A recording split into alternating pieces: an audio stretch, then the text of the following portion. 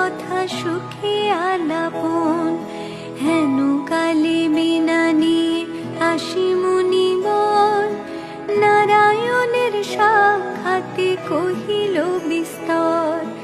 তারপরে কর জোরে করিয়া প্রণতি, কহিল নারদ মুনি নারায়ণী প্রতি। কহ মাতায় কেমন তোমার বিচার, চঞ্চলা চপলা প্রায় ফিরে